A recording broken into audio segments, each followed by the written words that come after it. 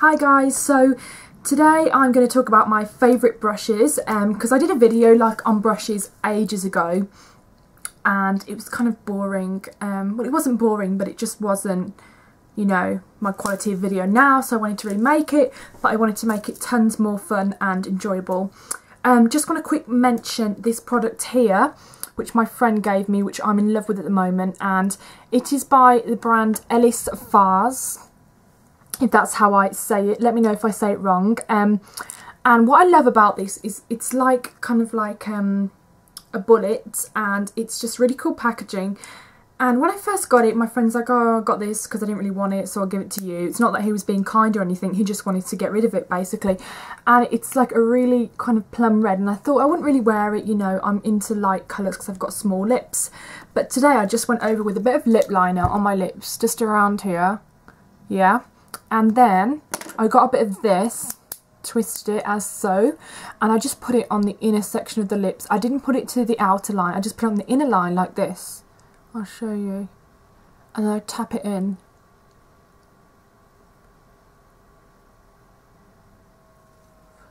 So it gives it that kind of bitten look, if you know what I mean, if that makes sense. But I really like it. And it doesn't make your lips look small either. So if you have small lips, or you've got thin lips like me, and you have quite a couple of dark colours, but you don't want to do like a full-on bright red lip, it's a nice idea just to apply it just on the inner bit here, and it just looks really fresh and youthful. So yeah, that's what I want to talk about first. So now I'm going to go through my brushes with you. The first brush, which is like my go-to favourite brush in the entire world, I think everyone should own this brush if you're into makeup.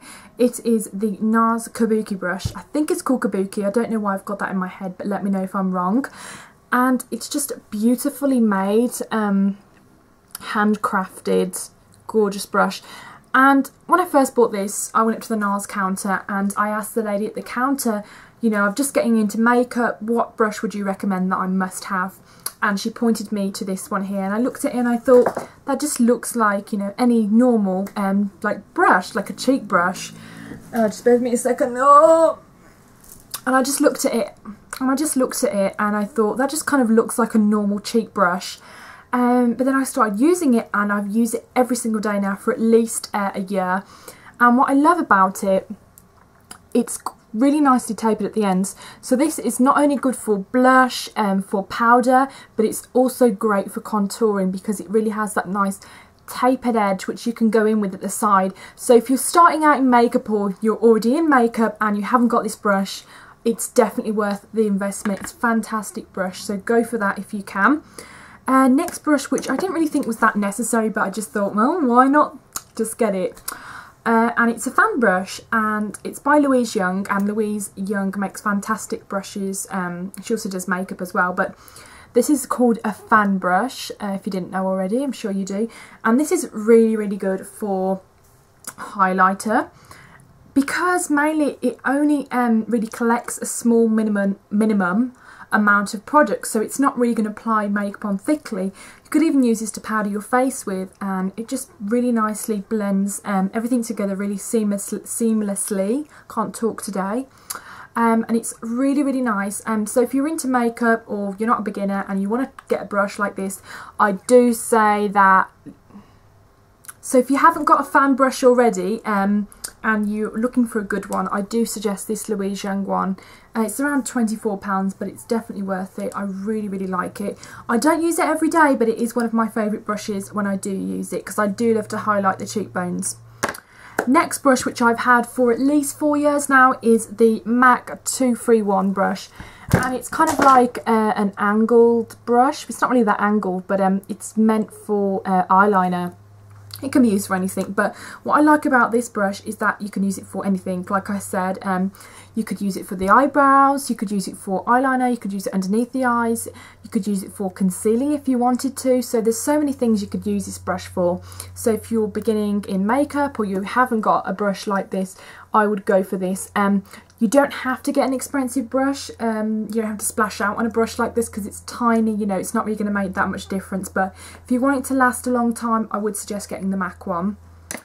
Next brush, which is surprisingly random, it's by the brand Gosh, which is found in Superdrug here in the UK, and it's just kind of like just a fluffy eye brush, and I just use this just to add a bit of sweep of colour over my lids. It's just for application purposes really, it's not for blending, but I just really love it, and it was like £4 something, so that's a really nice brush. It's not expensive at all, but I really use that every single day.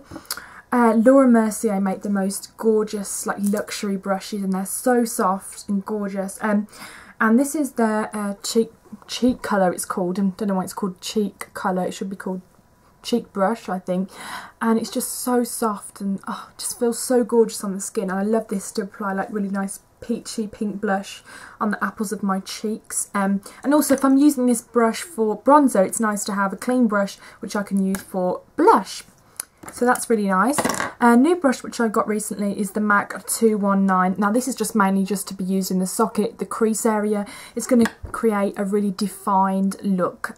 This brush is not necessary, but I found that I've used it for more than one thing.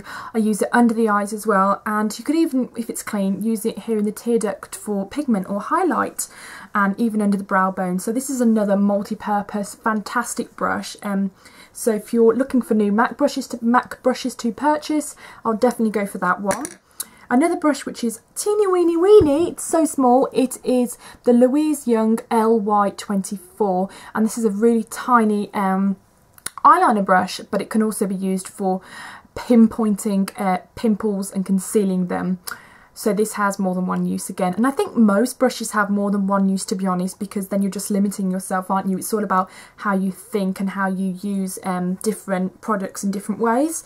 But this is really nice, and actually this is one of the first eyeliner brushes I got. The other thinnest brush I had before this one was this one, which wasn't really that thin. It was more about doing your eyebrows, whereas this one is fantastic for any really detailed work.